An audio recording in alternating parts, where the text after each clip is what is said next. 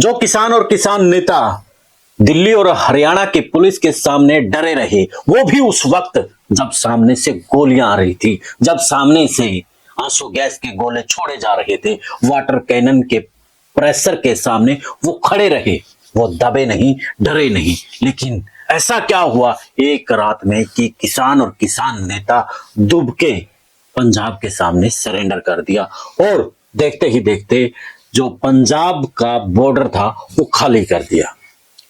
क्या इसके पीछे कोई बड़ी राजनीति है या फिर चुनाव है या फिर डर? आज इसी के ऊपर चर्चा रहेगी। उससे पहले आप भी बता दीजिए कि क्या लगता है कि आपको इसके पीछे भगवत मान और अरविंद केजरीवाल का डर है या फिर राजनीति?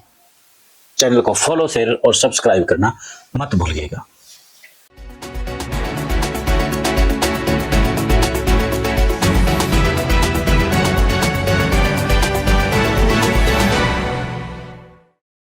सभी को नमस्कार, राम राम। मैं कुलदीप खंडेलवाल, द विश्व प्रेम न्यूज।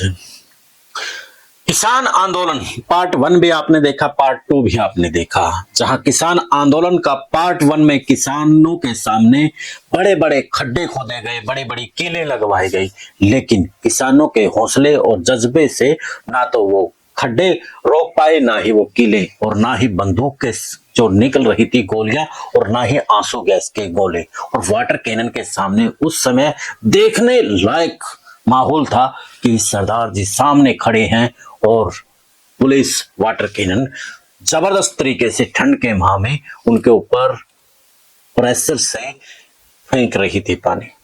लेकिन अब रातों रात पंजाब पुलिस आती है और किसान सरेंडर कर देते हैं, किसान जो बॉर्डर है उसको खाली कर देते हैं। अब इसको लेकर के जो अलग अलग मीडिया प्लेटफॉर्म पर, सोशल मीडिया प्लेटफॉर्म पर अलग अलग बात अपनी कह रही हैं, तो जो खास तौर पर बात हो रही है वो बात यही हो रही है कि अरविंद केजरीवाल और भगवत मान जेल जाने से डर गए हैं। लेकिन एक पहलू जिसके ऊपर विचार करना चाहिए, जो कि पॉलिटिकली भी है और पॉलिटिकल होना जरूरी है, क्योंकि ये जो मुद्दा है कहीं ना कहीं राजनीति से जुड़ा हुआ है। कहीं ना कहीं क्या, ये पूरा ही प्लेटफॉर्म राजनीति से जुड़ा हुआ है। अब आप चलते हैं पिछले चुनाव के दौरान। जो पिछला चुनाव हुआ था उसमें अरविंद केजरीवाल की जीत के जो मायने थे, हालांकि जो विश्लेषक थे वो ये कह रहे थे कि बदलाव के नारे के साथ में अरविंद केजरीवाल की प्रचंड जीत हुई है। लेकिन अगर हम एक दूसरे कनेक्शन को जोड़ें तो मिलेगा कि जो दूसरे खेल हुए हैं उनसे आम आदमी पार्टी वहां पर सरकार लेकर के आई है। पहले जिस तरीके से कुमार विश्वास ने कहा कि खालिस्तानियों की फंडिंग, खालिस्तानियों द्वारा अलग से देश बनाने की बात, पंजाब के खालिस्तान देश बनाने की बात अरविंद केजरीवाल में है, तो जो खालिस्तानी मूवमेंट था उन्होंने उनको कहीं ना कहीं सपोर्ट कर दिया। और जो खालिस्तानी देश चाह रहे थे, अब राजनीतिक विश्लेषक बता रहे हैं ये सब बातें, कि जो खालिस्तानी मूवमेंट चाह रहे थे उनको सपोर्ट और वोट आम आदमी पार्टी को दे दिया।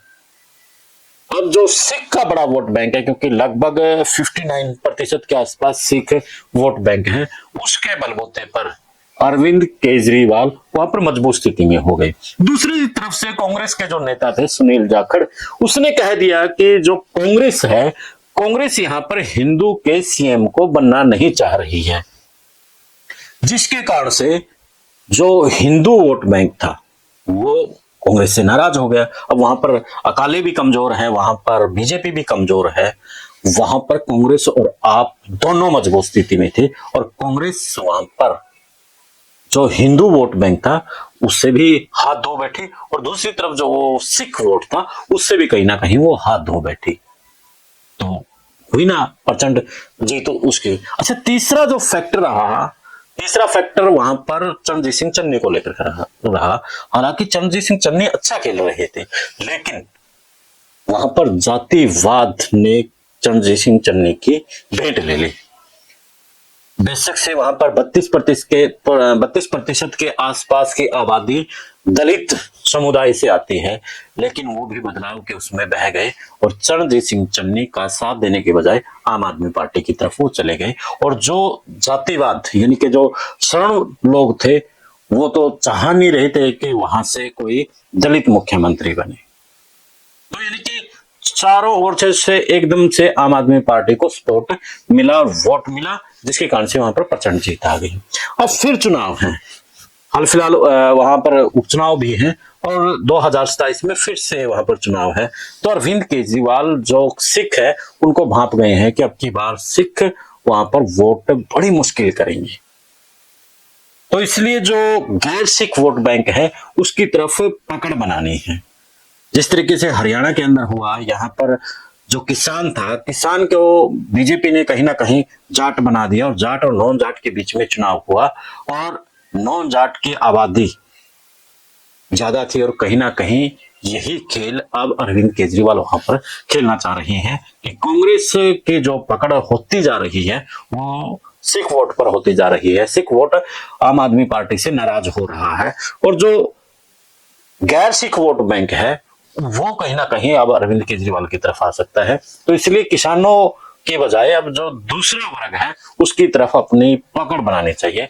इसलिए किसानों को उनकी मांगों को दरकिनार करके, उनके मूवमेंट को चकनाचूर करके, अब मूवमेंट का चकनाचूर उस पर भी मैं आऊंगा, यानी कि लोगों की नजरों में वो दिखाया गया है। नहीं तो आप डल्लेवाल को देखिए, जब वो उसको अंदर ले जा रहे हैं एम्बुलेंस में, तो उसका चेहरे पर ना कोई किसी भी प्रकार का ये है कि आंदोलन फेल हो गया है, कोई डर नहीं है। यानी कि जब आंदोलन फेल होता है तो कहीं ना कहीं चेहरे के ऊपर उसके भाव नजर आते हैं, लेकिन डल्लेवाल के चेहरे पर कोई ऐसे भाव नजर नहीं आ रहे हैं।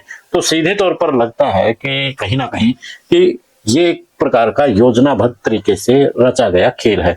नहीं तो चंडीगढ़ में मीटिंग होती है, किसान नेताओं पर, केंद्रीय जो कैबिनेट मंत्री हैं, और वहां पर तकरीबन जो मंत्री थे उनकी सहमति भी हो जाती है, लेकिन जो किसान नेता थे उनकी भाषा तकरीबन यही बताई जा रही है कि वो सरेंडर के मूड में थे।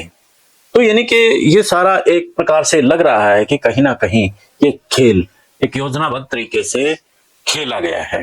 और जो किसान दिल से लगे हुए थे, किसान नेताओं को अपना आदर्श, अपना भगवान मान करके उनके साथ चले हुए थे, उनका तो दिल टूटा है। और साथ में सरदारी के ऊपर भी, मैं पहले भी कह चुका हूं इसके ऊपर, जिस सरदार को लेकर के फख्र सा महसूस करते थे और कहा जाता था कि सरदार जहां खड़ा हो गया वो पीछे नहीं हटेगा, लेकिन यहाँ पर सरदार को पीछे हटाने के बाद उसकी साख के ऊपर इस आंदोलन ने सवाल तो खड़े कर दिए हैं। यानी कि ये पूरा घटनाक्रम एक राजनीतिक दिख रहा है और सिख और नॉन सिख का खेल से फायदा उठाने के लिए आप द्वारा खेला गया खेल है। आप इस मुद्दे पर क्या कहेंगे कि क्या भगवत मान और अरविंद केजरीवाल का डर, या फिर सिख और नॉन सिख का खेल, क्या कुछ खेल है जिसके कारण से किसान आंदोलन अब खत्म हो चुका है, लगभग खत्म हो चुका है, क्योंकि एक बार तो बॉर्डर से किसानों को उठा लिया गया है और उनकी अब आवाजाही शुरू हो जाएगी। कमेंट जरूर बताइएगा और चैनल को फॉलो, शेयर और सब्सक्राइब भी कर ले। दे इजाजत, फिर मिलते हैं एक नए मुद्दे के नए विश्लेषण के साथ। जय हिंद, जय भारत।